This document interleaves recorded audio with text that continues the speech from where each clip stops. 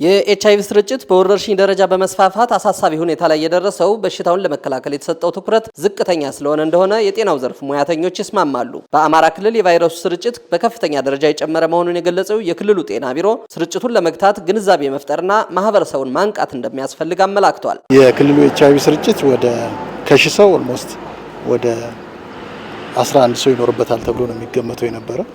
አሁን ግን ባለው ጥናት ከሺህ ሰው ወደ 14 ሰው ቫይረስ በደማቸው ውስጥ ያለባቸው ይኖርባቸዋል ተብሎ ይገኛል ይላልና በተለይ እነዚህ አፍላ ወጣትና ተጋላጭ ሴቶች ምንላቸው አሁን በተለይ በጣም ፎከስ አድርገን ትኩረት አድርገን እየሰራንባቸው ያለ ከማህበረሰብ ክፍሎች አንዱ እነዚህ ናቸውና የነዚህም በትምህርት ቤት የሚገኙትና ከትምህርት ቤት ውጭ ያለው የኤችአይቪ ስርጭቱ በጣም በወረርሽኝ ደረጃ የሚባል ነው ያለው። እንደ ሀገርም ሲናይ ኦልሞስት ከትምህርት ቤት ጋር የሚኖሩት እስከ 1.2 ኤችአይቪ ስርጭት አለባቸው ተብሎ ይታሰባል። በወረርሽኝ ደረጃ የተከሰተውን የኤችአይቪ ስርጭት ለመከላከል ከሁለተኛ ደረጃ ትምህርት ቤቶች፣ ኮሌጆችና ከፍተኛ ትምህርት ተቋማት ላይ ትኩረት አድርጎ መስራት እንደሚያስፈልግም ተነስቷል። አማራ ክልል 1.4 ማለት ወረርሽኝ ነውና ወጣት ወዴት እየሄደ እንደው ትምህርት ቤት ላይ ኮሌጅ ላይ በተለይ ኮሌጅ ላይ አሁን በውርጃ ላይ ነው ያለው አብዛኛው ተማሪ ማለት ነው።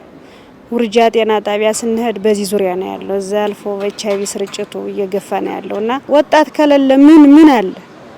ወጣት እኮ አሁን ግማሹ ከልጅ ወደ እናት የተላለፈ ቫይረስ ይዞ ነው ትምህርት ቤት እየገባ ያለው። ያ ተማሪ ደግሞ የት እየደረሰ ነው? እናሱ በጣም ቻሌንጅ ነው። ይሄን አብረን ሰርተን መጋፈጥ አለብን። ትምህርት ቤት ላይ ነው መሰራት ያለበት። ወጣቶች በወጣትነታቸው ጤናቸውን በመጠበቅ ውጤታማና አምራች ዜጋ ሆኖ ለማሳለፍ ከሚያደርጉት ጥረት በተጨማሪ ለሌሎችም አስተማሪ መሆን ይገባቸዋል። ለወጣት ብዙ ነገር ማድረግ ይጠበቅብናል። ይሄንን ደግሞ እዚህ ያለው ተቋም ብቻ አይደለም፣ ማህበረሰቡ ልጆቻቸውን ሌላውም የእምነት ተቋሙም ልጆቹን የነፍስ ልጆን መመስከር፣ ማስተማር፣ መገሰጽ አለበት። ወጣትነት በዛ አይደለም። ወጣትነቱ በስነ ምግባር ሲታጀብ ነው ፍሬያማ የሚሆነው። ከዛ ውጭ የስጋ መጎልመስ፣ የአካል ማበጥ ወይም ጡንቻው መውጣቱ የወጣትነት መገለጫ አይደለም። ወጣትነት ከፍሬ ጋር ሲያያዝ ጤንነቱን የሚጠብቅ ለኔ ወጣት ማለት ራሱን የሚጠብቅ ለሰውም የሚኖር ራሱን ከአብረቅራቂ ነገሮች የሚጠብቅ የጊዜያዊ የሆኑ ነገሮች የሚስቡት የሚያታልሉት አይደለም። ለኔ ወጣትነት እነዚህን ሁሉ የሚጠብቅ ነው ወጣትነትና እንደ ወጣት ብዙ ነገር ማድረግ ብዙ ነገር መጠበቅ ይጠበቅብናል። በክልሉ ከፍተኛ የኤችአይቪ ስርጭት እንዲከሰት ካደረጉ ምክንያቶች ውስጥ ተከስቶ የቆየው ግጭት ተጠቃሽ መሆኑ የተነሳ ሲሆን ስርጭቱን ለመግታት ለኤችአይቪ መከላከል ስራ ትኩረት ሊሰጥ እንደሚገባም ተጠይቋል። በመከላከልና በመቆጣጠሩ ረገዱ ድክመት ወይም መዘናጋት ገጥሞናል።